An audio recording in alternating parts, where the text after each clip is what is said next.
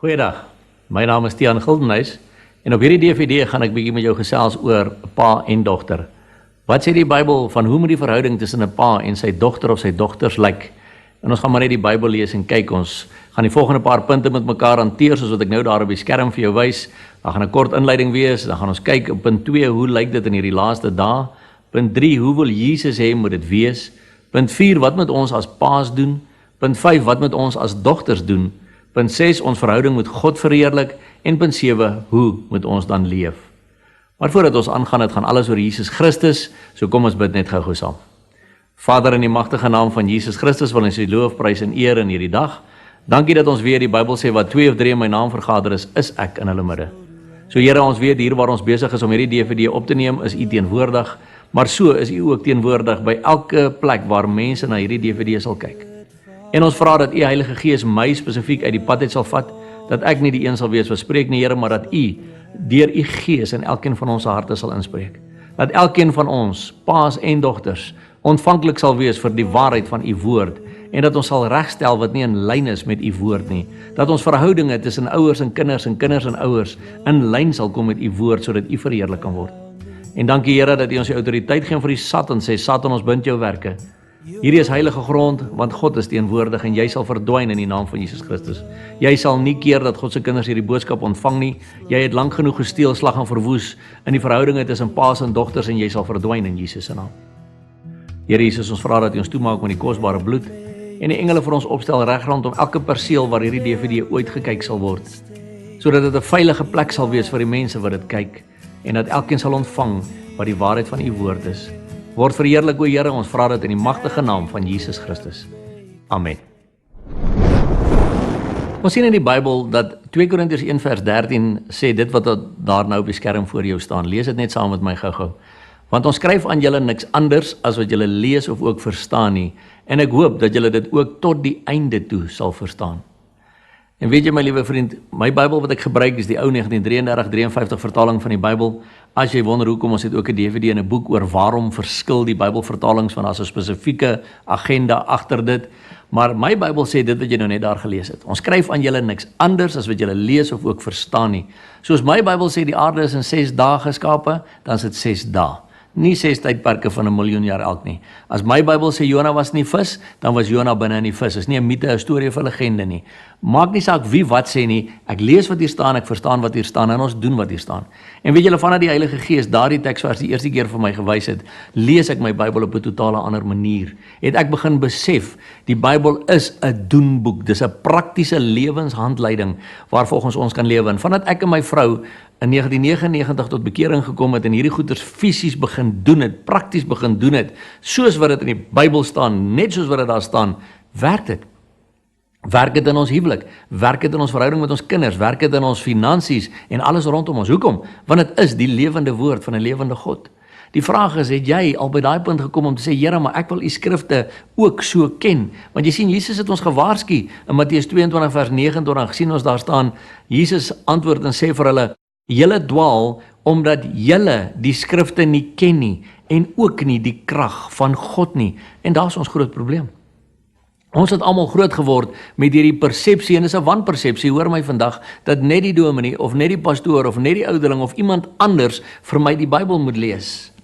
Want hierdie boek sê ek en jy dwaal omdat ons nie self die skrifte ken nie. Want as ons die skrifte gaan leer ken, gaan ons die krag van God leer ken. Gaan ons besef hierdie is die wapen wat Jesus self gebruik het. Elke keer wat Satan hom versoek het in die woestyn, het hy gesê, Satan, dit is geskrywe, dit is geskrywe, dit is geskrywe.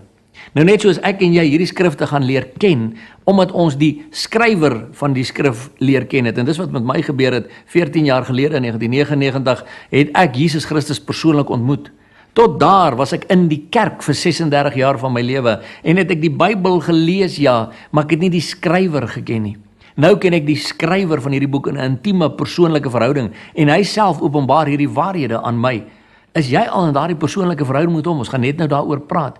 Maar die hele ding wat ons moet verstaan, as ons hierdie skrifte gaan leer ken, gaan ons die krag van God leer ken. As daar 'n aanval op my huwelik kom, kan ek sê Satan is geskrywe oor my huwelik.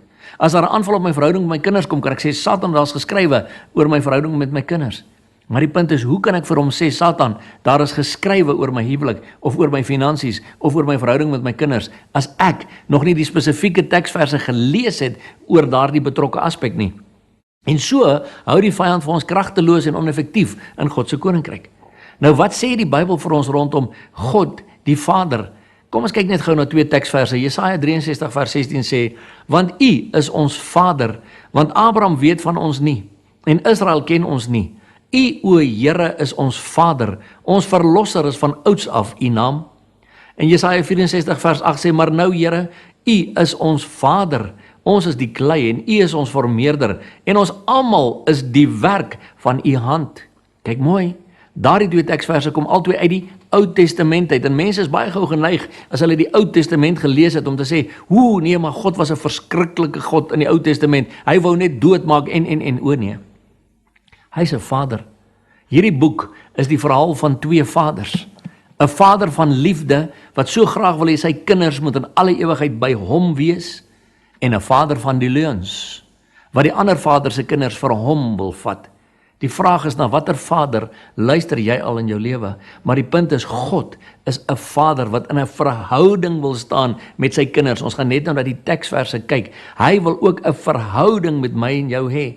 En daarom lees ons in Johannes 1 vers 12. Maar almal wat hom aangeneem het, aan hulle het hy mag gegee om kinders van God te word, aan hulle wat in sy naam glo. Nou vra ek vir jou die vraag daaronder, het jy al Jesus aangeneem?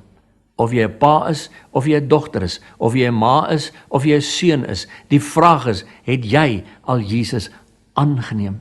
Want slegs as jy hom aangeneem het, kry jy die mag om kind van God genoem te word. Daarom weet ek kry baie mense daar buite wat vir my sê, Tiaan, ek is nie 'n Christen nie. Want daar is 'n stigma aan die woord Christen daar buite. Want baie mense sê hulle is Christene, maar hulle doen die verskriklikste goed, en hulle hoer en hulle remoer en hulle steel en hulle slag en hulle gaan te kere, maar hulle noem hulle self Christene. Daarom sê baie mense vir my, nee Tiaan, ek is nie 'n Christen nie, ek is 'n kind van God. Want jy sien, 'n kind van God wil gehoorsaam wees aan sy hemelse Vader. 'n kind van God wil graag doen wat sy hemelse Pappa vir hom sê. 'n kind van God wil in lyn loop met die insettinge en die verordeninge van sy Vader, maar jy word net 'n kind van God as jy hom aangeneem het. Dit is nie iets wat jou ma namens jou kon doen nie. Dit is nie iets wat jou pa namens jou kon doen nie. Is nie iets wat jou boetie of jou sussie namens jou kon doen, of wat jou dominee of jou pastoor namens jou kan doen nie. Jy alleen moet dit self kies. Jy alleen moet kies of jy hom aanneem of nie. En dan het jy die mag gekry om 'n kind van God genoem te word. Maar ons moet begin besef, ons moet anders wees as wat die res van die wêreld is. God wil ons in 'n verhouding met hom hê as seuns en dogters. Jy het geweet, lees saam met my 2 Korintiërs 6 vers 17 en 18. Daarom gaan onder hulle uit en sonder julle af, spreek die Here, en ek sal julle aanneem, en ek sal vir julle 'n vader wees, en julle sal vir my seuns en dogters wees, spreek die Here, die Almagtige. So op hierdie DVD, pa, vra ek vir jou, is God die Vader al jou pappa, jou hemelse pappa? Dogter, ek vra vir jou, is God die Vader al jou hemelse pappa? Het jy hom aangeneem? Want dan kan julle, almal wat hierna kyk, sê, ja, weet jy wat, ek is 'n seun vir God die Vader, ek is 'n dogter vir God die Vader, en daarom kan ons die Here saam dien en aanbid. Nog 'n belangrike aspek wat ons nie uit die oog uit moet verloor nie, is Romeine 2 vers 11 wat sê, want daar is geen aanneming van die persoon by God nie. Met ander woorde, God trek niemand voor nie. Hoekom wys ek vir jou hierdie vers? Want my liewe vriende, daar's te veel mense wat vir my sê, nee, maar weet jy wat, ek dink God is liewer vir daardie persoon as vir my. Ek dink God is liewer vir my boetie as vir my. Ek dink God is liewer vir my sussie as vir my. Dis 'n leuen. Daardie teksvers wat ek nou net vir jou gewys het, sê God trek niemand voor nie. Hy het almal presies ewe lief. Hy het almal op dieselfde wyse lief, maar die probleem is, Satan het 'n klomp leuns in ons lewens begin inspreek oor die jare, deur 'n pa of 'n oupa of 'n oupa grootjie of 'n boetie of 'n sussie of iemand wat gesê het, ja man, jy's die swart skapie van die familie, ja, jy's nie goed genoeg nie, ja, jy's 'n washout, ja, jy's dit, ja, jy's dit, wat ook al die geval mag wees, en ons het daardie leuen begin glo, en ongelukkig omdat ons gesien het, ja, pa trek vir sussie voor en boetie en ma trek vir boetie voor, of wat ook al die geval mag wees, het ons begin dink, God doen dieselfde. Het ons begin dink dat God trek ook mense voor, nie hy doen nie. God het jou net so lief, pa, jy wat na hierdie DVD sit en kyk, as wat hy jou vrou het, as wat hy jou seun het, as wat hy jou dogter het. En jong dogter, jy wat hier saam met jou pa dalk, of alleen hierdie DVD sit en kyk, God het jou net so lief, as wat hy jou boetie het, as wat hy jou ma het, as wat hy jou pa het.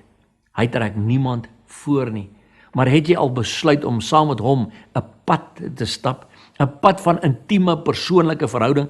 Hoe awesome is dit nie om te kan besef en te kan weet dat ek en jy as gewone mense mag in 'n intieme persoonlike verhouding wees met die skepper van hemel en aarde nie.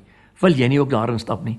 So maklik om te sê, Here, ek neem my aan. As jy dit nog nie gedoen het nie, sal ons aan die einde van hierdie DVD 'n gebed hê wat jy kan bid om te sê, Here, ek wil graag met U in 'n intieme persoonlike verhouding ingaan.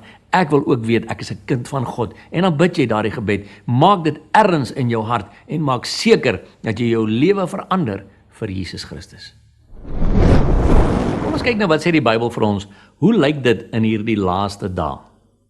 In Maleagi 2 vers 15 lees ons 'n interessante vers. Daar staan, het hy dan nie een mens gemaak nie, hoewel hy gees oorgehad het? En waarom die een? Hy het 'n geslag van God gesoek. Dis 'n interessante vers daai. God het 'n geslag van God gesoek. Hy het mense gesoek met wie hy intiem kon verkeer, vandag nog. Die vraag is daar mense vandag wat werklik nog in hulle harte besef en beleef dat God wil intiem met hulle verkeer, dat hulle eintlik 'n geslag van God behoort te wees?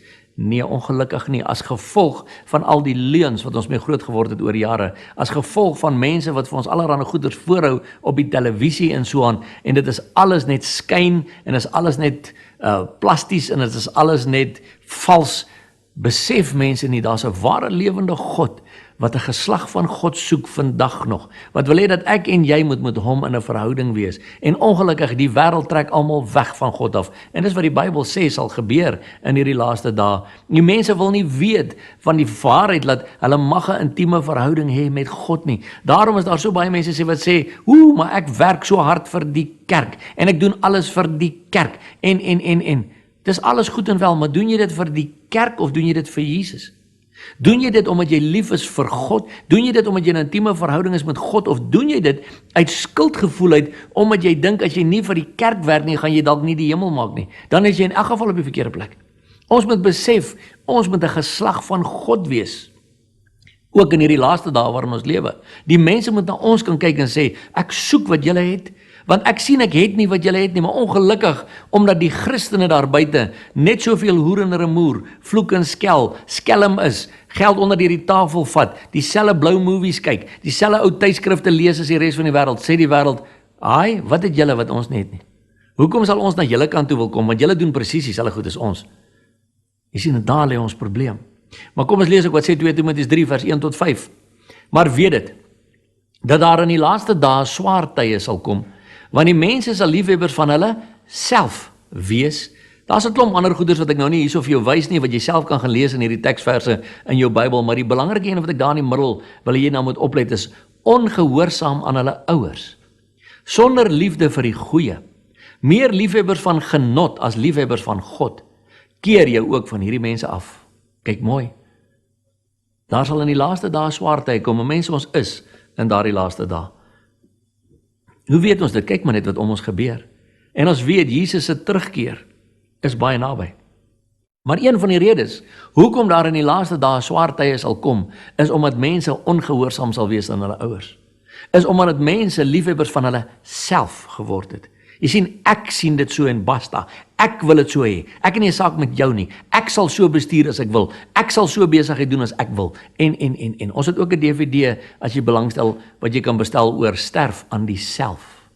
Want Jesus sê, as jy my wil volg, moet jy jouself verloon, jou kruis opneem om my volg. En daai kruis opneem beteken om jou eie ek neer te lê op 'n daaglikse basis. Maar jy sien, die mense is meer liefhebbers van genot as liefhebbers van God. Want as hy kan kies op 'n Sondagoggend om of mall toe te gaan of kerk toe, raai wat, die mall is baie vol. Baie min mense gaan nog kerk toe. Want ja, ons sal iets anders te later doen. Dus ek wil nie nou tyd, mense, daar is altyd 'n prys om te betaal vir God. God verwag van my en jou iets terug. Hoekom? want hy mag, want hy het sy seun gegee vir my en vir jou. Hy het sy alles gegee vir my en vir jou. Hoe durf ek en jy maar sê, ag weet jy wat, ek sien dit so en ek hoef nou nie veel meer te doen nie. Jy moet begin besef, in hierdie laaste dae is die mense ongehoorsaam aan hulle ouers. Hulle is liefhebbers van hulle self, hulle is sonder liefde vir die goeie, hulle is meer liefhebbers van genot as liefhebbers van God. En wat sê die Bybel, wat moet ons met hierdie mense doen? Keer jou van hulle af. Moenie soos hulle word nie, moenie saam met hulle gaan nie, want hulle gaan vir jou aftrek, hulle gaan die verkeerde goeders, jou op die verkeerde paaie laat lei. Micha 7 vers 5 tot 7 sê, vertrou geen metgesel nie, maak op geen vriend staat nie, want die seun minag die vader, die dogter staan op teen haar moeder, die skoondogter teen haar skoonmoeder, die man se vyande is sy huisgenote. Maar ek sal uitsien na die Here, ek wil wag op die God van my heil, my God sal my hoor. Hierdie is 'n interessante vers, maar dis presies wat vandag gebeur. Ouers staan op teen kinders en kinders teen ouers. Hoekom? Net omdat hulle dalk 'n pad met die Here begin stap het. Ek sien dit oor en oor en oor. 'n kind gee sy hart vir die Here, of 'n pa of 'n ma gee haar hart vir die Here, en dan skielik is daar verdeeldheid in die huis. Skielik is almal kwaad vir almal. Hoekom? Want God het gesê dit sal so wees.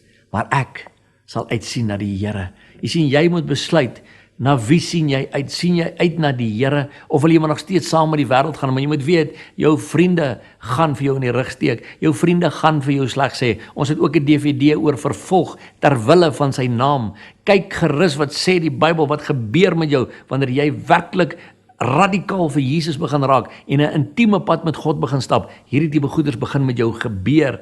Maar die woord sê vir ons in hierdie laaste dae, staan die kinders teen die ouers op, maar is dit wat God wil hê? Nee, dis nie wat God wil hê nie, maar dit gebeur. Die woord het gesê, dit gaan so gebeur, maar daarom het ek en jy 'n keuse. Ons het 'n vrye wilskeuse om te sê, maar ek wil anders wees.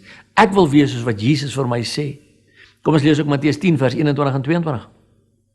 Wat sê, maar die een broer sal die ander tot die dood oorlewer, en die vader sy kind, en die kinders sal teen hulle ouers opstaan en hulle doodmaak, en julle sal deur almal gehaat word ter wille van my naam.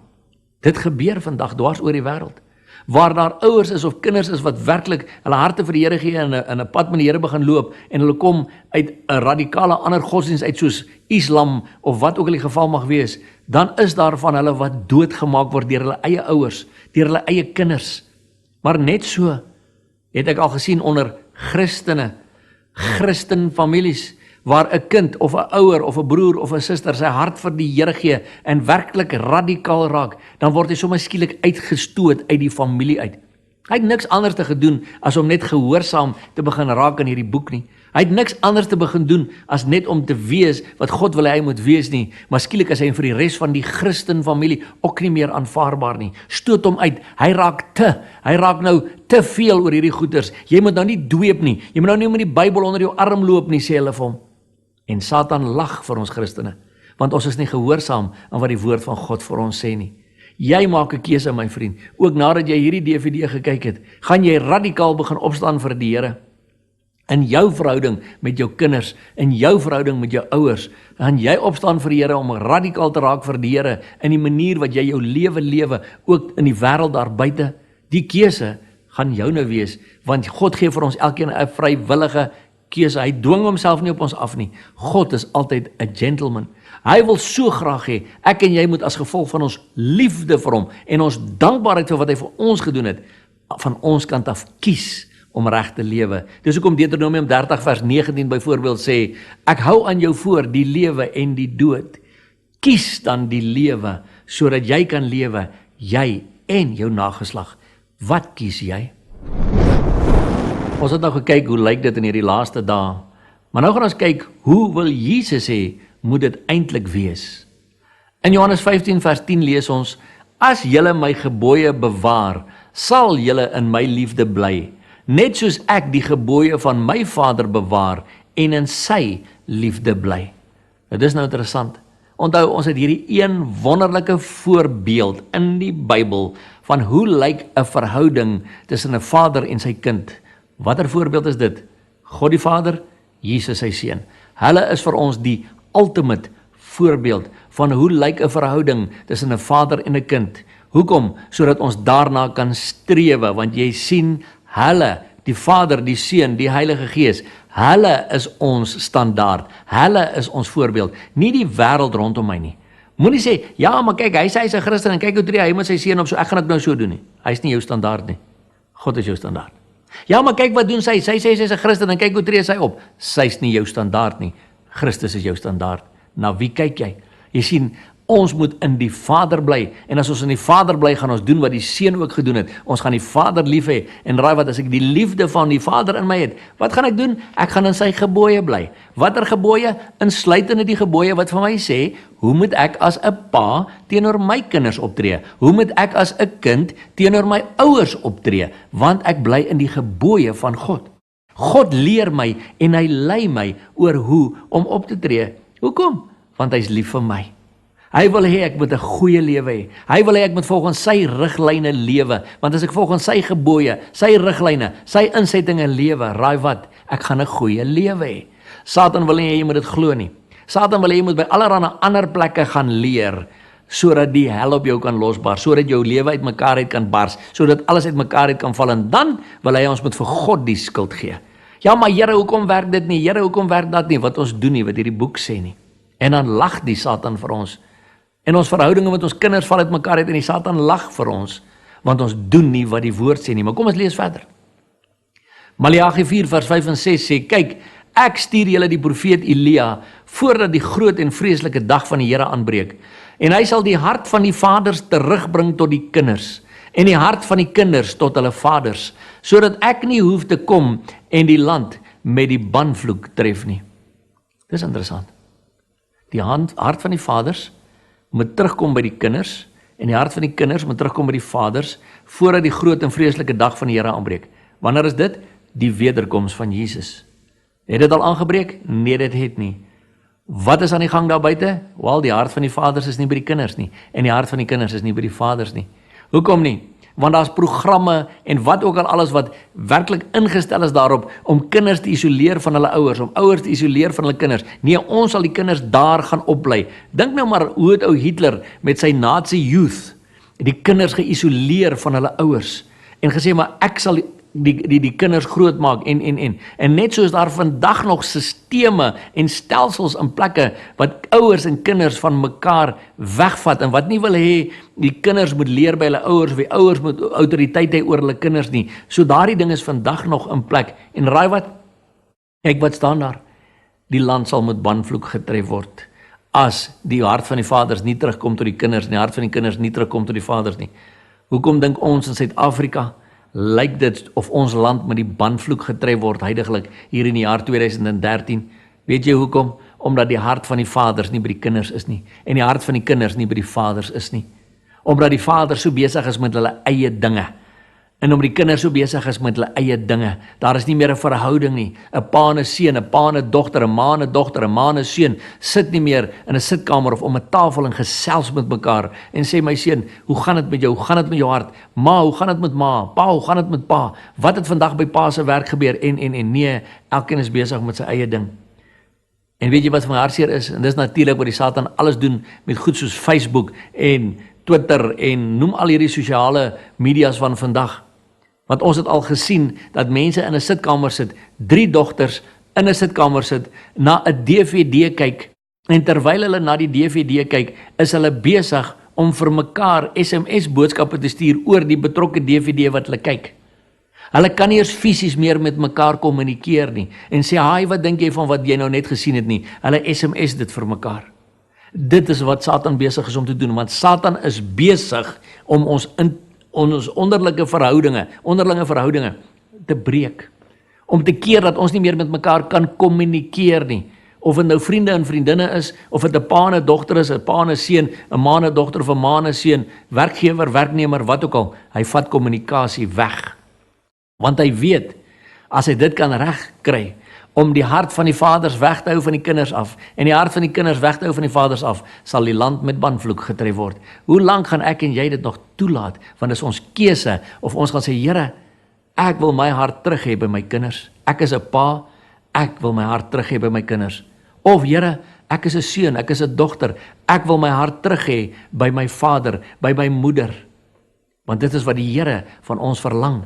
En dan gaan ons dalk begin sien hoe dinge begin verander in ons land, omdat ons begin gehoorsaam raak aan wat die woord van God vir ons sê. Goed pa, tot nou toe het ons 'n paar basiese beginsels met mekaar bespreek. Nou gaan ons kyk, wat moet ons as paas doen en nie doen nie. In Deuteronomium 11 vers 18 tot 21 lees ons die volgende. Lê dan hierdie woorde van my weg in julle hart en in julle siel, en bind dit as 'n teken op julle hand, en laat dit as 'n voorhoudsband tussen julle oë wees, en leer dit aan julle kinders deur daaroor te spreek, punt 1 as jy in jou huis sit, en punt 2 as jy op pad is, en punt 3 as jy gaan lê, en punt 4 as jy opstaan. Nou pa, was die eerste beginsel wat ek en jy daar raak lees. Eerstens, jy en ek met hierdie woorde vas lê in my hart. Jy en ek moet hierdie woorde inkry in my siel. Dit moet deel word van my lewe. So ek en jy moet seker maak dat ons eerstens self hierdie boek en die inhoud van hierdie boek deur die bril van die Heilige Gees begin lees en dit begin inneem in my lewe en 'n werklikheid maak in my lewe.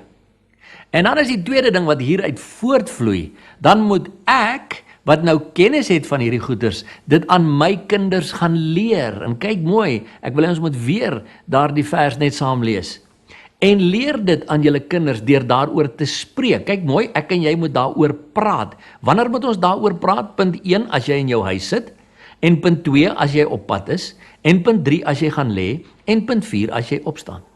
As jy daarna kyk, beteken dit ek en jy is veronderstel om basies die hele dag, oral waar ons is, saam met ons kinders te leer en sê, kyk na hierdie situasie.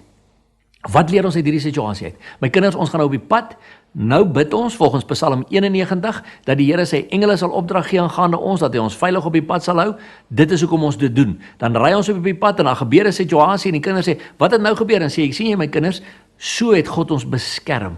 So is jy besig om jou kinders te leer aangaande hierdie dinge van die Here. As jy sit en as jy opstaan, en as jy op pad is en as jy gaan lê en as jy in jou huis sit. Maar weer eens, wat doen ons as ouers? Ons neem nie standpunt in teen al die rubbish wat die vyand in ons huise inbring en ons kinders is besig met rekenaarspeletjies of met flieks en goed wat God nie verheerlik nie, wat hulle nie opbou nie, maar wat hulle aftakel, wat hulle negatief maak, wat hulle depressief laat voel of wat ook al die geval mag wees. En in baie gevalle is dit baie demoniese goeters. En ons laat maar gaan. Ons sê, ag, dis oukei, dit hou ten minste die kinders besig. Dis nie wat die Bybel vir jou sê nie. Die Bybel sê vir jou, jy moet jou kinders waarsku oor die aanslag van die vyand. Hoekom? Want jy lees dit in die Bybel.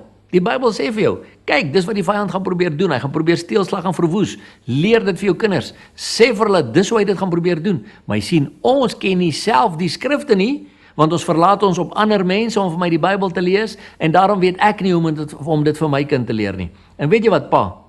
Ek is ook 'n pa, en ek en jy gaan eendag voor God se troon staan, en God gaan sê, kom net gou bietjie, kom wys vir my, wat het jy met die kinders gedoen, en die vrou gedoen, wat ek aan jou toevertrou het, en wat gaan ons vir God sê? Was ons gehoorsaam aan sy woord, of het ek maar gesê, ag, weet jy wat, laat Gods water maar oor Gods akker loop, my kind sal wel groot word, dis nou maar sy saak, nee, dit is nie. God het aan ons toevertrou met 'n spesifieke rede, 'n spesifieke rede, en ons moet begin gehoorsaam raak aan die woord, pa, want ek en jy gaan moet verantwoording doen vir diegene wat God aan ons toevertrou het. En ons moet seker goed van ons kant af doen en seker goed nie doen nie. Soos Matteus 18 vers 10 sê Jesus, pas op, dat julle nie een van hierdie kleintjies verag nie. Want ek sê vir julle dat hulle engele in die hemele altyd die aangesig sien van my Vader wat in die hemel is. In die eerste plek, wat sien ek daar? Ek sien kinders, het engele, beskerm engele, wat God se aangesig sien, altyd in die hemel. So, oppas, dat jy nie jou kleintjies verag nie, jou kinders verag nie. Sê mense my, Matian, ek verag nie my kinders nie, en sê ek, o ja, ons doen baie beradings, ons doen baie bevrydings. Dan hoor ek, mense sê vir my, Tian, ek wou nie daai kind gehaat het nie. Ek het die kind gehaat, ek het hom verag, omdat hy in my huis was, want hy het my, ek was dalk te jong toe ek hom gekry het, so hy het my jongmenslewe vir my weggevat, of ons kon dit nie op daai stadium bekostig nie, en toe's hy nou daar. Pas op, dat jy nie hierdie kinders verag, wat God aan jou toevertrou het nie, want hulle engele staan voor God se aangesig elke dag. So wat moet jy doen, pa, as jy dit al gesê het, gaan vra om verskoning. Gaan sê vir jou kind, jy's jammer, dat jy dit oor hom of oor haar uitgespreek het. Vra hulle om vergifnis, en bid dat die Here julle verhouding sal herstel, want dis wat Jesus wil hê. Genesis 37 vers 3 en 4 lees ons 'n baie belangrike beginsel. En Israel het Josef meer lief gehad as al sy seuns. Onder Israel is so Jakob gewees. Jakob het hierdie 12 seuns gehad en hy het vir Josef meer lief gehad as al sy seuns. En toe sy broers sien dat hulle vader hom meer as al sy broers lief het hulle hom gehaat en kon nie vriendelik met hom praat nie. Pa, ek vra jou die vraag. Trek jy sommige van jou kinders voor?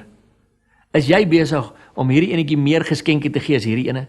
Is jy meer snydend en bitsig met jou mond teenoor hierdie ene as teenoor hierdie ene? Takel jy hierdie ene meer af as daardie ene? Jy is die oorsaak, pa. Terwyl my Bybel sê, God trek niemand voor nie. Onthou julle die vers wat ons net nou na gekyk het, Romeine 2 vers 11? Hoekom trek jy voor, pa? Want jy sien, jy is dan veronderstel om die beeld te wees van God in jou huis.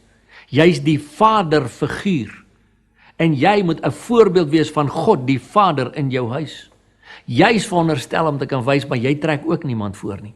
Jy is vir jou seun en jou dogter en jou ander seun en jou ander dogter ewe lief. Maar jy sien weer eens, het Satan by ons almal gesteel. En ons ken nie ons skrifte nie. En ons doen presies dieselfde wat Jakob met sy seuns gedoen het. Hy het vir Josef voorgetrek. Moenie dit doen nie, want dit veroorsaak onderlinge verhoudingsprobleme tussen jou kinders. Verder, wat moet jy nie met jou kind doen nie, pa? Kolossense 3 vers 21 sê, vaders, moenie julle kinders terg nie, sodat hulle nie moedeloos word nie. Want jy weet mos hoe werk dit. Pa begin karring aan sy klein seentjie, en hy karring aan die kielie om, en hy karring, en hy karring, en hy garra, en hy garra, en hy garra, en hy hou net aan, en hy hou net aan, en hy hou net aan, en skielik word hierdie klein seentjie moedeloos en magteloos, want hy kan net nie ontsnap van pa se gekarringry nie, en hy word kwaad, en raai wat doen die pa? Hoekom word jy vir my kwaad? Ek sal jou nek breek, klein mannetjie, maar wie het begin, pa? Jy het begin. En die Bybel sê, vaders, moenie julle kinders terg nie. Hoekom nie? Sodat hulle nie moedeloos word nie. Maar nou doen ons dit, weer eens, want ons as vaders is ongehoorsaam aan die Bybel, en dan wonder ons, hoekom werk my verhouding met my kind later jare nie? Want hy weet, ek het hom net deeltyd moedeloos gemaak. Nee, dis nie wat God wou gehad het nie. Efesiërs 6 vers 4, en vaders, moenie julle kinders vertoren nie, maar voed hulle op in die tug en die vermaning van die Here. Kyk mooi, moenie hulle vertoren nie, moenie hulle kwaad maak en aftakel deur jou maniere nie, maar voed hulle op in die tug en die vermaning van die Here. En kyk mooi, daar staan voed hulle op, daar staan nie voeder hulle op nie. Ek sê vir geen oomblik nie, ek het niks oor die dissipline wat die Bybel ons van praat, ons het ook 'n hele DVD oor dissipline in die Bybel. Die Bybel is baie duidelik oor dissipline, ja, maar weet jy wat, pa? Daar is maniere en maniere om dissipline toe te pas. Jou kinders sal net soveel respek en ontzag vir jou hê, as jy konsekwent is, as jou ja is en jou nee is. Jy hoef nie te vloek en te skel en te voeter elke keer, as hulle nie wil luister nie. En nog 'n ding wat jy moet verstaan, pa, kinders leer nie met hulle ore nie, kinders leer met hulle oë. Voed jy hulle op in die tug en die vermaning van die Here, wys jy vir hulle met, as hulle na jou kyk, kan hulle sien dat jy doen wat hierdie boek sê? Of as jy ook op die plek, pa, wat jy sê, ja, moenie maak soos ek maak nie, maak soos ek sê, raai wat? Daai kind gaan maak presies soos wat jy maak. Ek lag so baie kere vir paas, wat vir 'n kind sê, jy weet, as jy gaan rook, dan gaan ek jou voeter. Raai wat? Hy gaan rook, pa, want hy sien dit by jou, en hy sien, jy het nie die guts, as 'n pa, om te kan sê nee vir daai ding wat jou lewe vasbind nie. Jy het nie die guts nie, so hoekom sal hy die guts hê? Want die voorbeeld wat hy het is jy. En die Bybel sê, voed hom op in die tug en die vermaning van die Here. Ja, jy weet in die tug. Nee, daai tug is 'n voorbeeld, is 'n riglyn, is 'n opvoedingsproses. En dit loop saam met Spreuke 22 vers 6, wat sê, oefen die seun, en nou natuurlik die dogter ook, volgens die eis van sy weg. Dan sal hy ook as hy oud word daar nie van afwyk nie. Oefen hom. Oefen haar, volgens die eis van sy weg, volgens wat hierdie boek sê. Oefen hulle, leer hulle van die goed. Leer hulle hoe jy jou finansies hanteer volgens die woord van God, pa. Leer hulle hoe jy in 'n intieme verhouding met jou hemelse Vader stap. Leer hulle hoe jy ander mense na Jesus Christus toe lei. Leer hulle hoe jy die goeders doen wat die Bybel sê, want dan gaan hulle dit ook doen.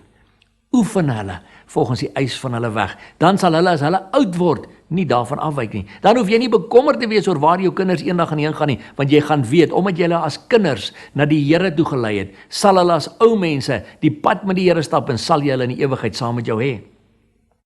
1 Timoteus 4 vers 7 en 8 sê, maar verwerp onheilige en oudwyfse fabels en oefen jou in die godsaligheid. Daar is die woord oefen weer.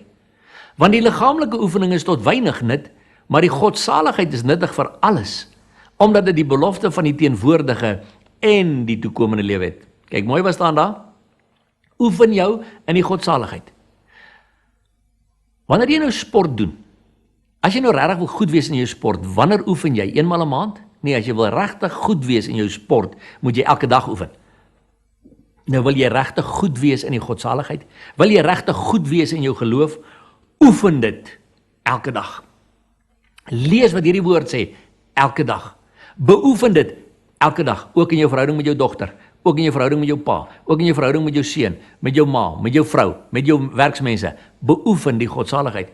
Want jy sien, die oefening van die liggaam het weinig nut, sê hierdie teksvers. Ja, gaan kyk maar net, want op 20 lyk hy soos 'n Griekse god, en op 60 hang alles halfpad af aarde toe. Want jy sien, gravitasie het oorgeneem. Julle ken dit almal. En dis hoekom die Bybel sê, die oefening van die liggaam het weinig nut. Wat help het jy mors jou tyd met jare en jare en jare se oefening van die liggaam, terwyl die oefening in die godsaligheid die belofte het van die teenwoordige en die toekomende lewe. Want jy sien, as ek my oefen in die godsaligheid, gaan ek nou 'n goeie lewe hier op aarde hê. Ek gaan goeie verhoudinge met my mense hê. Ek gaan goeie verhoudinge met my kinders hê. Ek gaan goeie verhoudinge hê met my ouers hê. En ek het die belofte van die toekomende lewe, 'n toekomende heerlike ewigheid saam met God die Vader. Wat is jy besig om te oefen, my vriend? Oefen jy al in die godsaligheid? Of oefen jy nog om soos die wêreld te wees? Om saam met die wêreld te vloek en te skel, jou kinders af te takel, jou dogter sleg te sê, en haar nie te beskerm nie, en haar nie te koester nie. Voed haar op in die tug en die vermaning van die Here. Het jy al begin standpunt inneem en sê, my kind, my dogter, weet jy wat, jy's 'n prinsesie van God.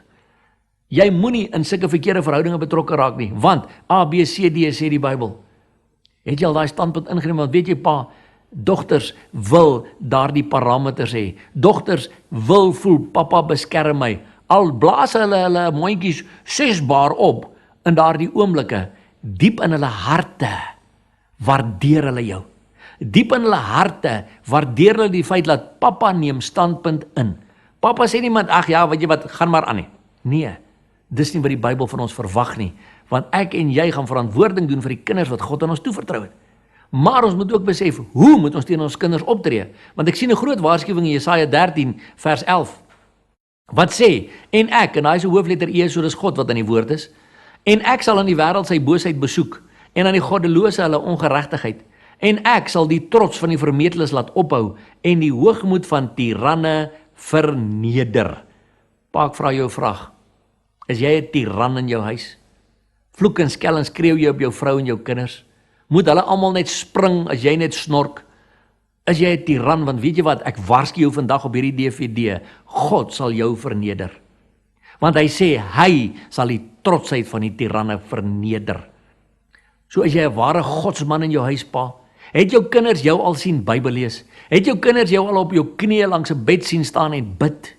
Want dis die een ding wat ek van my pa sal onthou, dat elke aand het hy langs sy knieë op die bed gestaan, langs die bed gestaan, op sy knieë en bid. Dis die een ding wat my altyd sal bybly van hom. Het jou kinders dit al gesien by jou? Het jou kinders al gesien hoe lees jy die Bybel? Het jou kinders al gesien hoe bid jy aan tafel? Is dit ook 'n kwessie van, kom ons vat hande, klaar, amen. Dis nie 'n gebed nie, pa. Het jou kinders al by jou geleer, jou dogter al gesien, hoe beskerm jy jou vrou? Het jou dogter al gesien, hoe tree jy op teenoor jou vrou, en het sy al begin sê in haar hart, ek wil graag 'n man hê soos my pappa? Of is die voorbeeld wat sy juist by jou sien van so aard dat sy sê, ek wil nooit 'n man hê soos my pa nie? Wat is die voorbeeld wat jy vir jou dogter gee? En is jy 'n tiran in jou huis, my broer, want ek waarsku jou vandag, as jy 'n tiran is en nie 'n ware godsman nie, sal God jou verneder. Wil jy daardie kans wag? Ek lees ook in Jesaja 59 vers 21 die volgende wonderlike verbond. As jy werklik 'n man van God is, en jy wil weet, wat sê die Here vir jou oor jou kinders, as jy werklik 'n teksvers wil hê om aan vas te hou, my liewe broer, dan sê ek vandag vir jou, kyk na hierdie vers. Wat my aangaan, dit is my verbond met hulle, sê die Here. 'n Verbond is die sterkste vorm van 'n ooreenkoms wat bestaan, want dit kom van God af na die mens toe. My gees wat op jou is, en my woorde wat ek in jou mond gelê het, sal uit jou mond nie wyk nie, en ook nie uit die mond van jou kroos en uit die mond van die kroos van jou kroos, sê die Here, van nou af tot in ewigheid nie. Wow en wow. Wat sê God daar? God sê, my gees rus op jou, jy wat jouself my kind noem. En as jy my woorde spreek, sal my woorde uit jou mond nie wyk nie. En ook nie die mond van jou kinders nie, en ook nie die mond van jou kleinkinders nie, van nou af tot in ewigheid. Dis 'n wonderlike belofte van God. Maar dan moet ek en jy die woorde van God oor ons kinders spreek. Dan help dit nie ek sê, ja, weet jy wat, nee, my kind sal seker nooit gered word nie. My kind sal seker nooit gelowig raak nie. My kind sal seker maar in die hel gaan eindig. Dis nie die woorde van God nie, pa. So jy moet begin kies om die woorde van God oor jou kinders te spreek. Want onthou Spreuke 18 vers 21 sê, dood en lewe lê in die mag van die tong, en elkeen wat dit graag gebruik, sal die vrug daarvan eet. So ja, as jy dood oor jou kinders uitspreek, as jy dood uitspreek oor wat met hulle gaan gebeur in hulle toekoms, sal jy die vrug daarvan eet. Jy sal dit sien gebeur, en dan moet jy besef, pa, jy het dit uitgespreek oor jou eie kinders. En weet jy wat, vergifnis is so 'n klein dingetjie. Ek hoor van so baie mense daar buite wat sê, ek het my kinders afgeskryf. Hulle kan na my toe teruggekruip krom, ek sal hulle nie weer vergewe nie. Jy vat 'n kans, nee. Want die Bybel sê, as julle die mense hulle oortredinge nie vergewe nie, sal julle hemelse Vader julle oortredinge ook nie vergewe nie. Wil jy daai kans wag? Die ewigheids baie lank. Die ewigheids baie lank. En God wil ons verhoudings herstel hê. Maar weet jy wat is die hartseer van die feit dat vaders nie in hulle huise en hulle posisies is nie? Kyk bietjie saam met my na die volgende statistieke oor gevolge van huise sonder vaders. Dit kom uit die Pinksterboodskapper van September 2004. En ons lees hierso dat 63% van jeug wat selfmoord pleeg, kom uit vaderlose huise uit. 90% van alle hawelose kinders kom uit vaderlose huise uit. 85% van kinders met gedragswanordes kom uit vaderlose huise uit. 80% van alle verkragters kom uit vaderlose huise uit. 71% van hoërskooluitsakkers kom uit vaderlose huise uit. 75% van alle jeugdige chemikalieverbruikers kom uit vaderlose huise uit. 70% van alle jeugmisdadigers kom uit vaderlose huise uit. En 85% van alle jeugdiges in tronke kom uit vaderlose huise uit. En weet jy pa, daar is nie net vaderlose huise van 'n pa wat glad nie daar is nie, want baie kere is paas in die huis, maar hy is nie daar nie. Want hy is nie emosioneel betrokke nie, hy help nie sy vrou om die kinders groot te maak nie, hy help nie die vrou, hy gee nie leiding nie, hy leer nie die kinders aangaande die woord nie, hy los maar sy vrou om daai tipe van goeders te doen, hy help nie die vrou om die kinders te bad in die aand, of om hulle kos te gee, of wat ook al nie. Hy is daar, maar hy is nie daar nie. Die kinders kan op hulle ma vloek en skel, die kinders kan stout wees, wat ook al, maar die pa is nie daar nie. Hy is in die huis, maar hy is nie betrokke nie. So raai wat, my vriend, jy is eintlik maar nog steeds, laat jy toe dat jou kinders in 'n vaderlose huis groot word, want jy is nie daar in jou rol en in jou posisie wat God van jou verwag nie.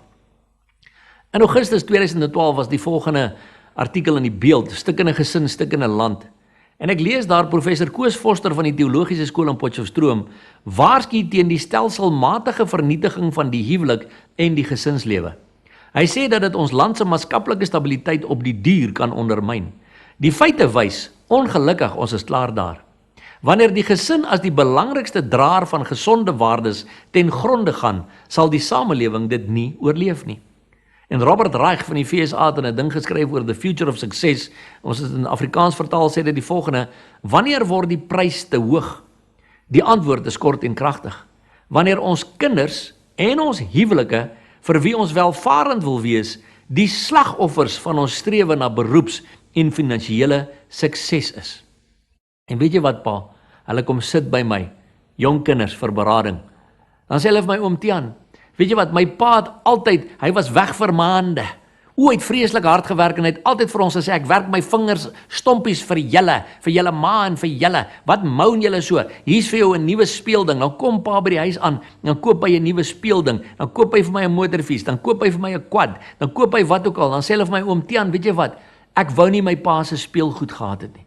Ek wou my pa se teenwoordigheid gehad het. Ek wou my pa se lyf gehad het, dat hy my kon vasdruk. Ek wou saam met my pa tyd spandeer. Dis wat ek wou gehad het. Ek wou my pa se liefde hê, nie sy geld nie.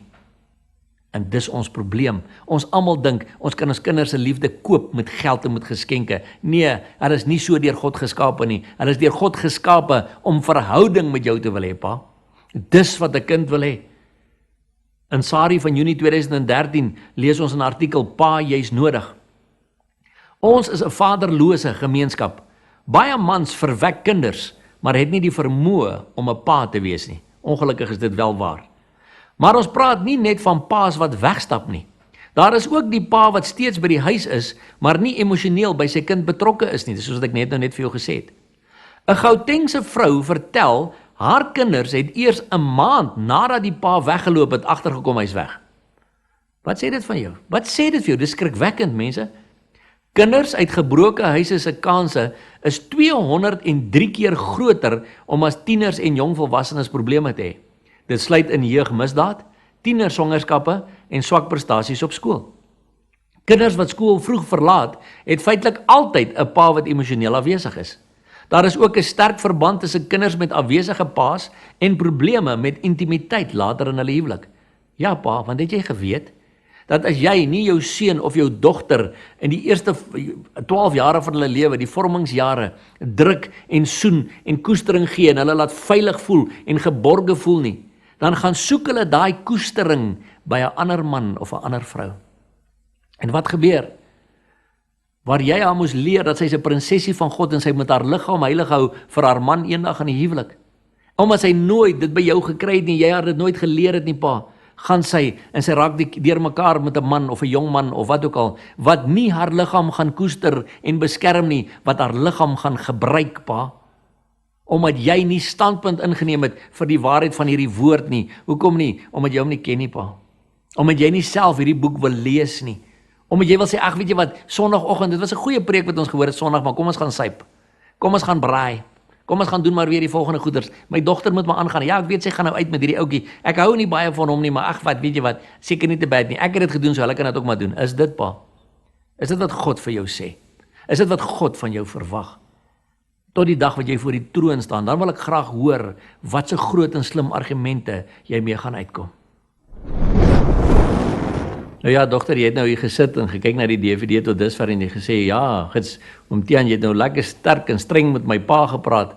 Kom ons kyk nou, wat moet ons as dogters doen uit God se oogpunt? In Genesis 26 vers 24 en 25 lees ons, en die Here het aan Isak verskyn in dieselfde nag en gesê, ek is die God van Abraham, jou vader. Moenie bang wees nie, want ek is met jou, en ek sal jou seën en jou nageslag vermeerder. Toe bou hy daar 'n altaar en hy die naam van die Here aangeroep. So dogter, ek vra jou vandag, as jou pa 'n kind van die Here is, as jou pa Jesus Christus navolg, volg jy ook al die God van jou vader? Dien jy ook al die God van jou vader? Roep jy ook al die naam van die God van jou vader aan? Of probeer jy om nog soos die wêreld te wees? Soos jou vriendinne, soos die mense rondom jou, soos dit wat jy op die televisie sien? Of is jy ook al by 'n plek waar jy die naam van die Here aanroep en sê, Here, ek is so dankbaar dat ek as 'n jong meisie of 'n jong vrou ook in 'n verhouding met my pa kan wees, my fisiese pa, as gevolg van wat hierdie boek sê. Is jy ook al op die plek om te sê, maar ek het gesien my pa het die Here gedien en ek wil soos my pa die Here dien. Ja, ek weet, nou is daar baie van julle wat my gesê, Tiaan, maar nee, my pa, hy het nie die Here gedien nie. Hy wil van God en sy gebod niks weet nie. Hy wil actually nou nog van God en sy gebod niks weet nie. Nou weet jy wat, jong meisie, jong dame, suster, dan is dit mos nou die plek waar jy kan wees om te sê, Here, maar ek bid my pa terug in die koninkryk in. Ek bid dat my pa sy hart vir die Here sal gee. Ek bid dat my pa 'n pad met die Here sal begin loop.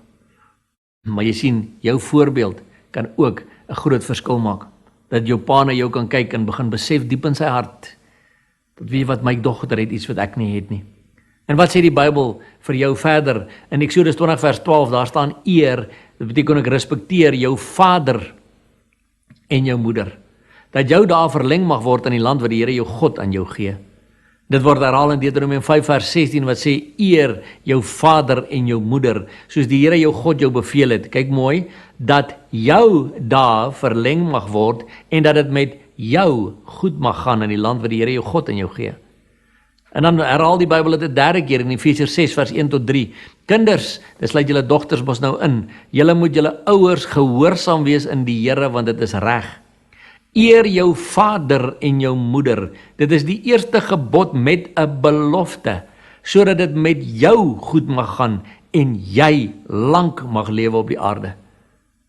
So jong meisiekind, my suster in Christus, jong dame, jy wat na hierdie DVD kyk, eer jy jou vader en jou moeder? Respekteer jy jou vader en jou moeder vir die feit dat hulle jou ouers is? Of takel jy hulle af? Sê jy hulle sleg? Vloek jy op hulle? Skel jy op hulle? Ons gaan nou na teksverse kyk oor hierdie goed. Want jy sien, jy gaan eendag voor God se troon staan en God gaan vir jou sê, kom wys bietjie vir my, hoe het jy jou vader en jou moeder geëer?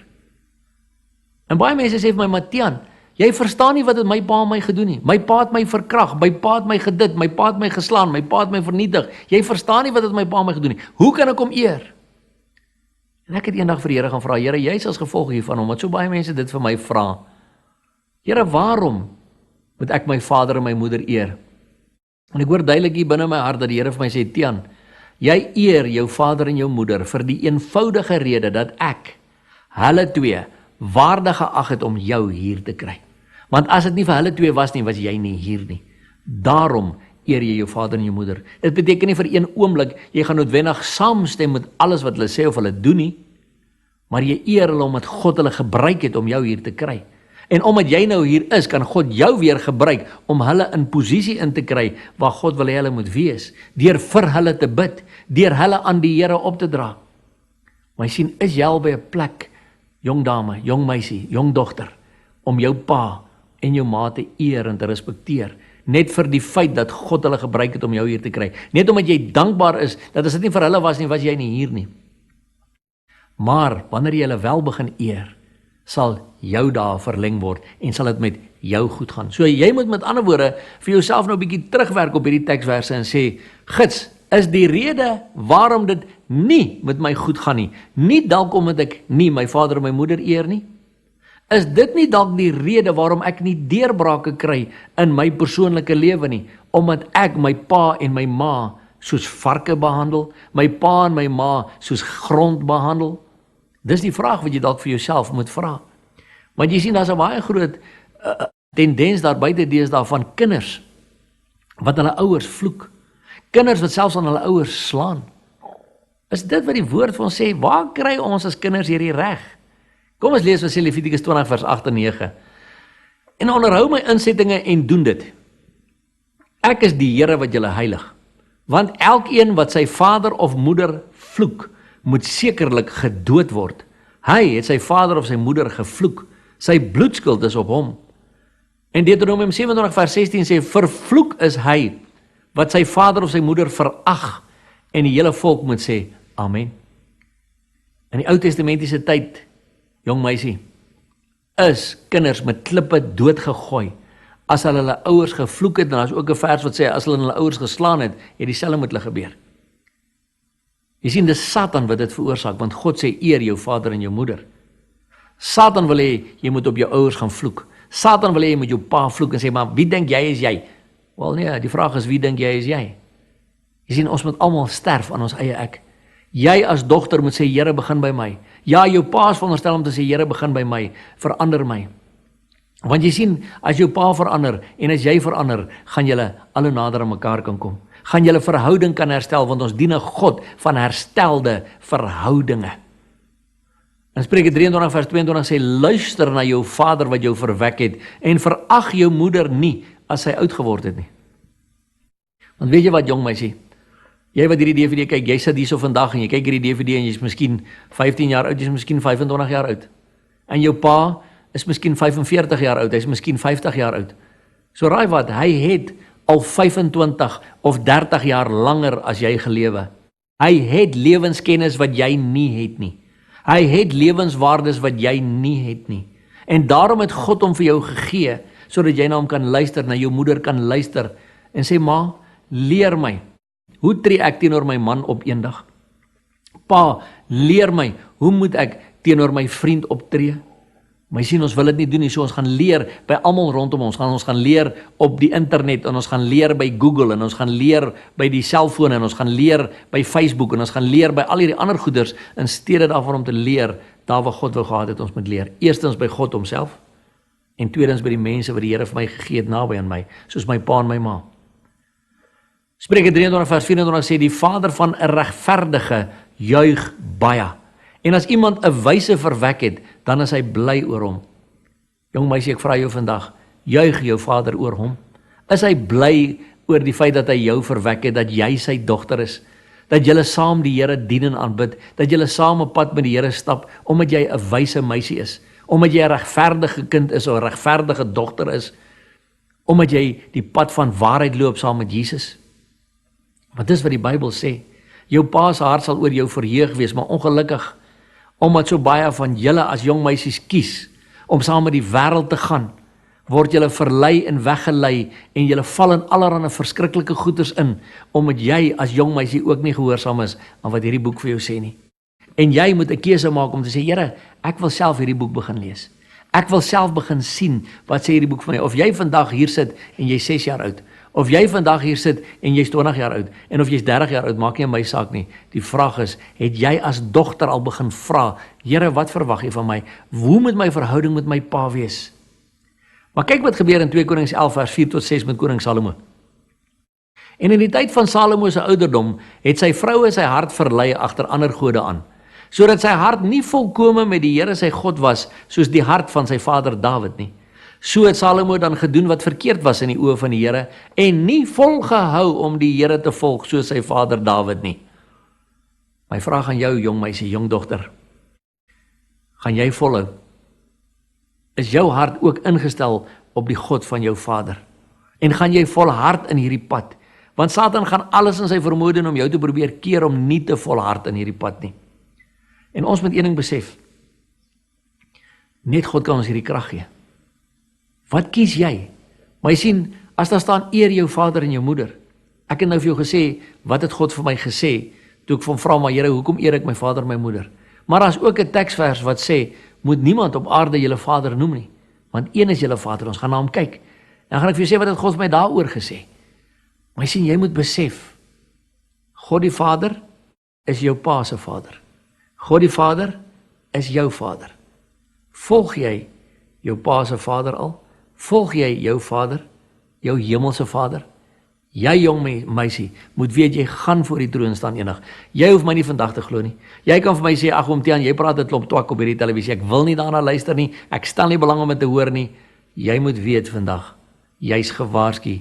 Jy gaan eendag voor die troon staan. En God gaan vir jou vra, wat het jy gekies om met my woord te doen? Wat was jou verhouding met jou pa? En dan gaan jy nie net kan aanhou sê, nee, maar my pa het my so seer gemaak, ek wou niks met hom te doen gehad het. En dan gaan God vir jou vra, maar my kind, het jy nie geweet, my Bybel het gesê, jy moet hom vergewe 70 maal 7 keer nie? Het jy dit gedoen? Het jy gaan regmaak? Het jy van jou kant af probeer verander? Het jy dinge reggestel van jou kant af? Want die Bybel sê ook vir ons in Matteus 5 vers 23 en 24, as jy jou offer na die altaar toe bring en dit val jou daarby dat jou broer iets teen jou het, los jou offer by die altaar en gaan versoen jou eers met jou broer. Nou dieselfde beginsel geld ook met jou pa of jou ma. Wat kies jy, dogter? Wat wil jy hê? Hoe moet God in jou hart werk? Wil jy graag 'n pad saam met God loop of wil jy 'n pad saam met die wêreld loop? Want Jakobus 4 vers 4 sê, weet julle nie, dat vriendskap van die wêreld vyandskap teen God is nie. Wie dan 'n vriend van die wêreld wil wees, word 'n vyand van God. Dogter, wie se vriend is jy vandag? Die vriend van die wêreld of die vriend van God? Nou gaan ons 'n bietjie kyk na die aspek dat ons pa en dogter verhouding moet God verheerlik.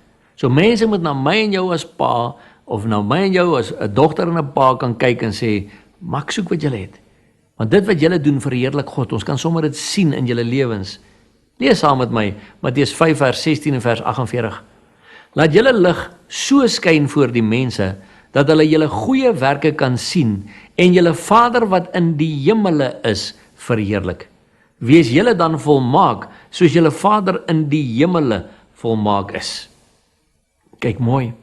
Lees weer saam met my. Laat julle lig so skyn voor die mense, dat hulle julle goeie werke kan sien en julle Vader wat in die hemele is verheerlik. So mense moet na jou en jou dogter kan kyk, mense moet na jou en jou pa kan kyk, na jou en jou ma, na jou en jou seun, en sê, wow, ons soek wat julle het. Wat het julle gesin wat anders is as ons? En dan kan julle opstaan en sê, weet julle wat, ons gesin dien die Here. Ek en my pa dien die Here. Ek en my dogter dien die Here. Ek en my seun dien die Here. Ek en my ma dien die Here. Alles in ons huis gaan oor die Here. Wanneer ons in die huis is, doen ons die dinge volgens die woord van God. En weet jy wat, julle kan dit ook hê, as julle maar net wil leer wat ons geleer het. So, mense moet na julle kan kyk en sê, wow, ons verheerlik God vir wat ons by julle kan sien, want ons sien ons het iets, julle het iets wat ons nie het en ons soek dit wat julle het, en dan kan julle dit met hulle deel, en so kan julle hulle ook intrek, om in die volheid in te kom, en volmaak te wees, soos wat julle hemelse Vader volmaak is. Johannes 15 vers 8. Hierin is my Vader verheerlik, dat julle veel vrug dra, en julle sal my disippels wees.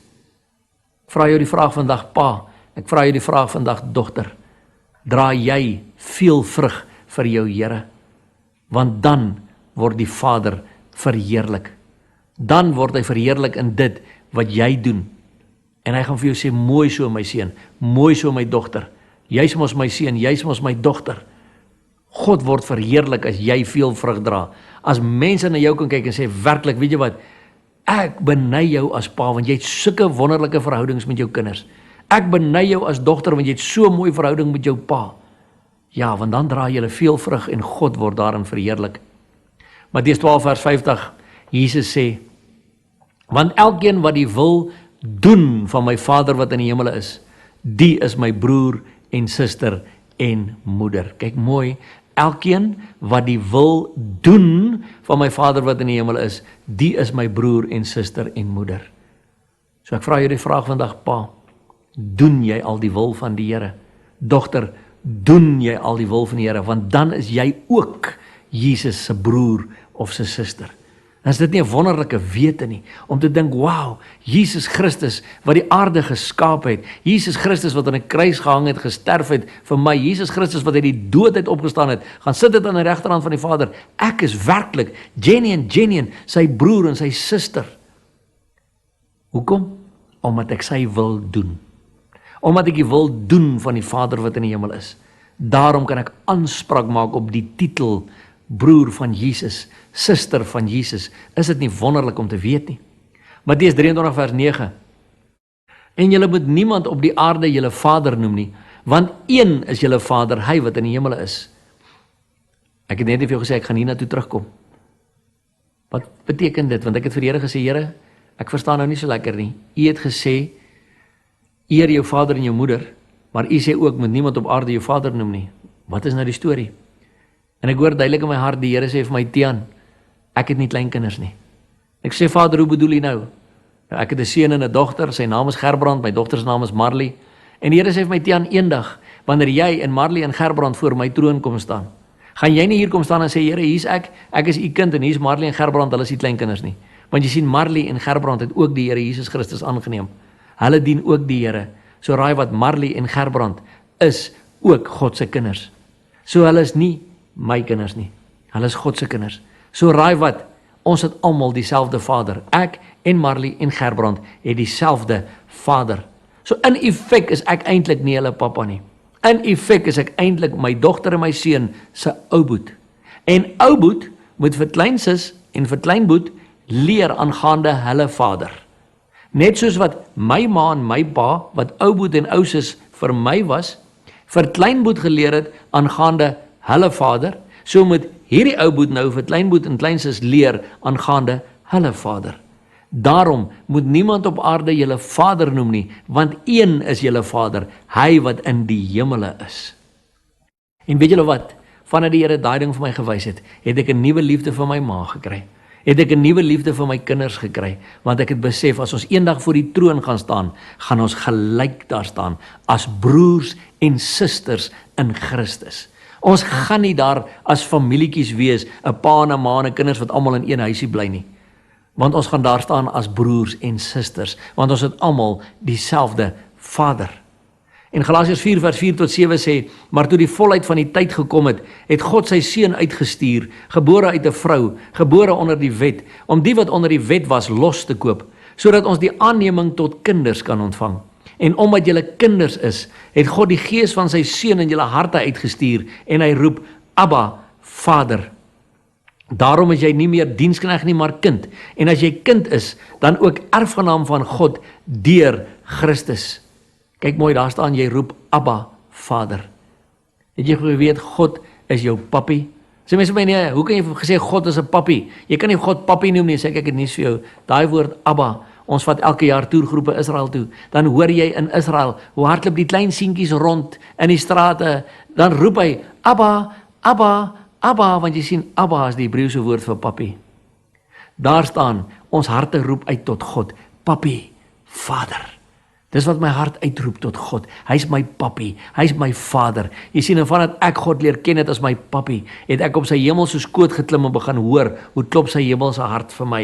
Maar daarom is ek nou nie meer 'n dienskneg nie. Ek is 'n kind van God en ek is 'n erfgenaam van God deur Christus.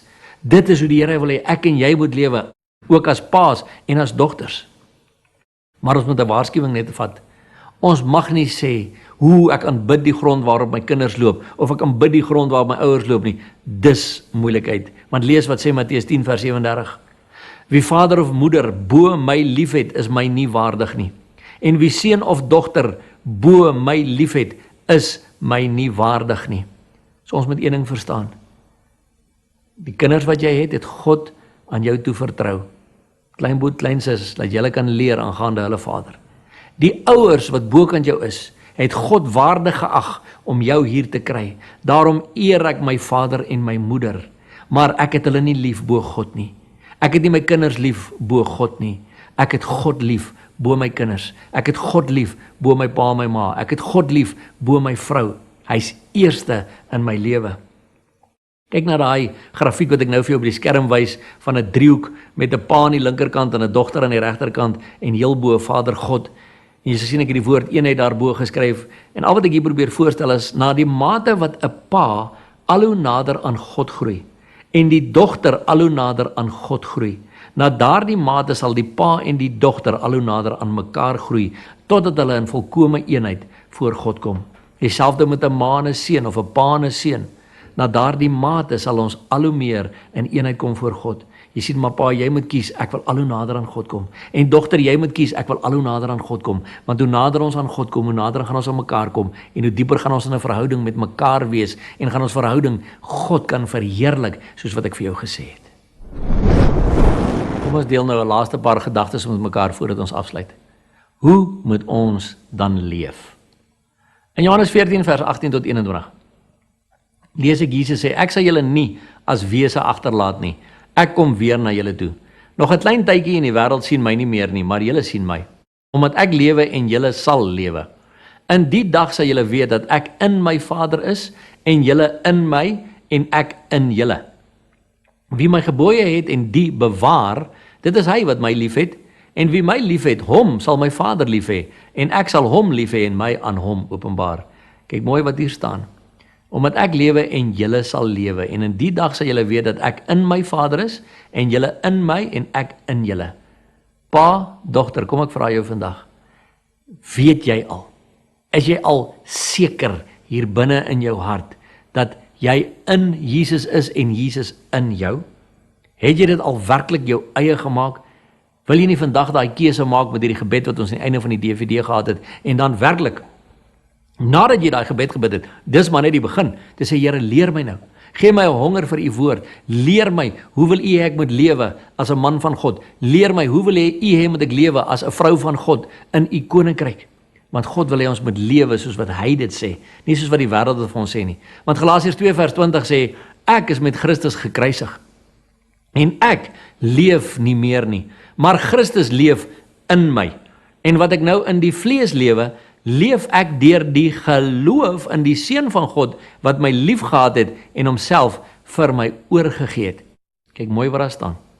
Ek lewe nie meer nie, maar Christus leef in my. En ek vra eendag vir die Here, wat beteken dit prakties om te sê Christus leef in my?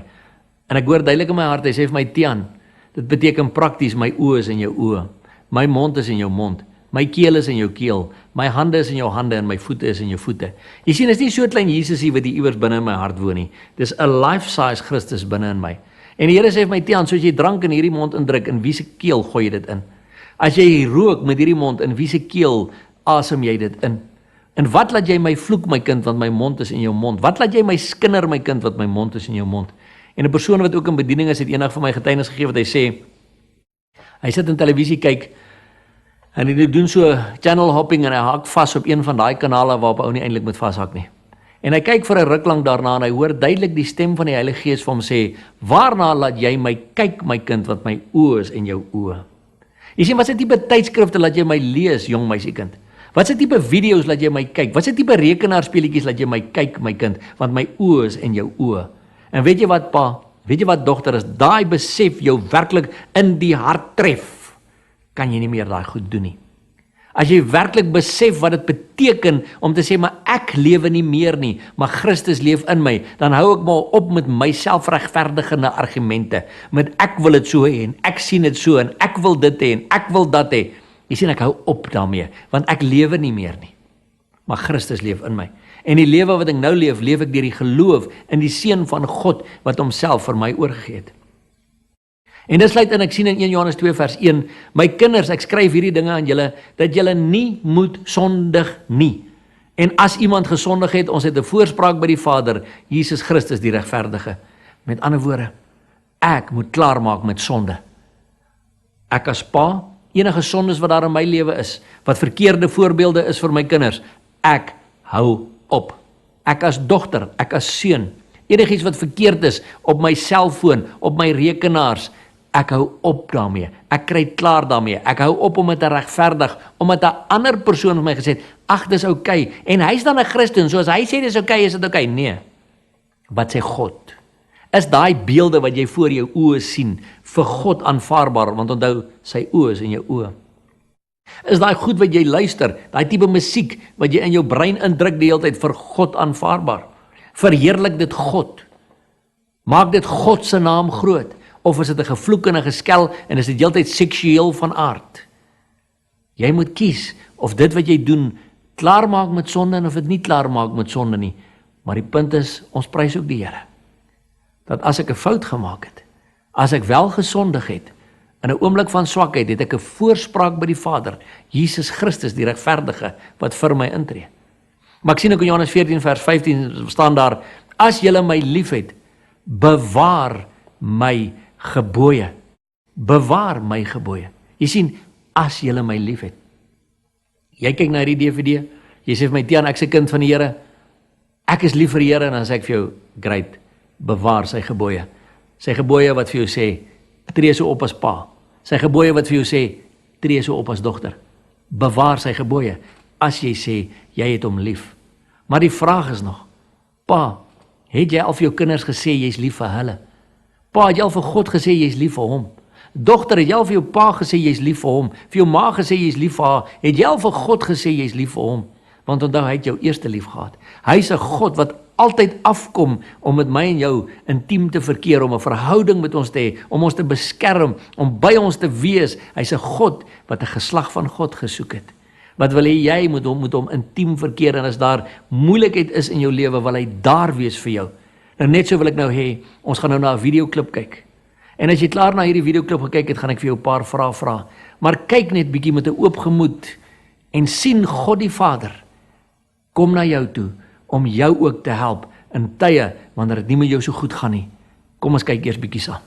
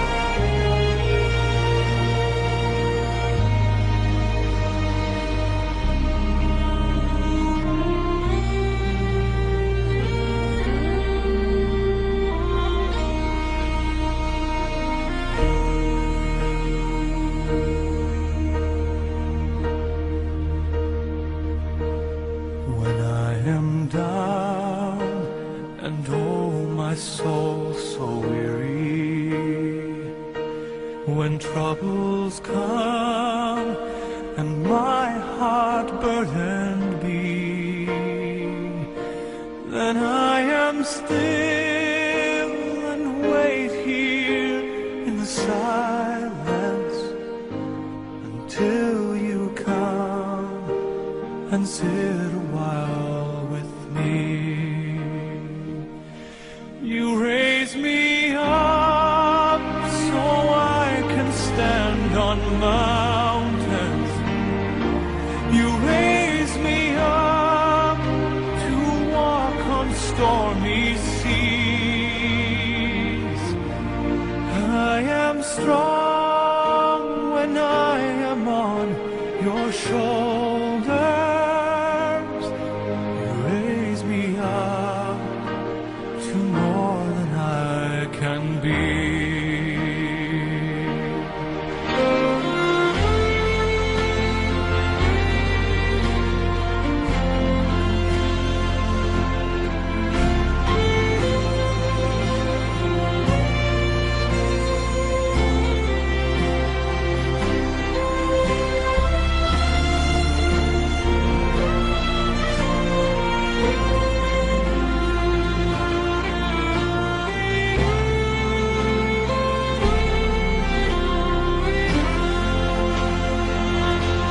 You raise me up so I can stand on mountains.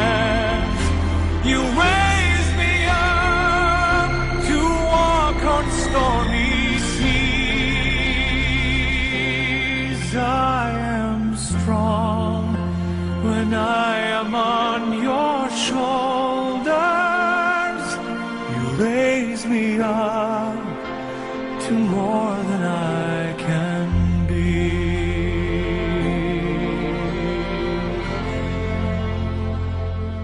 You raise me up so I can stand on mountains. You raise me up to walk on stormy seas. I am strong when I am on your shoulders. You raise me up to more than I can be. You raise me up so I can stand on mountains. You raise me up to walk on stormy seas. I am strong when I am on your shoulders. You raise me up to more than I can be.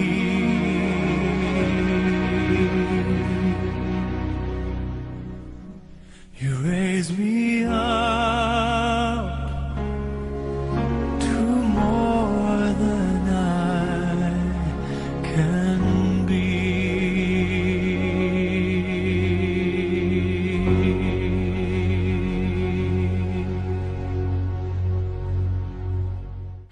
Sjoe. Omtrent elke keer as ek daardie video kyk, wil ek begin huil. Ek vra jou vandag die vraag: hoe lyk jou reusies, pa?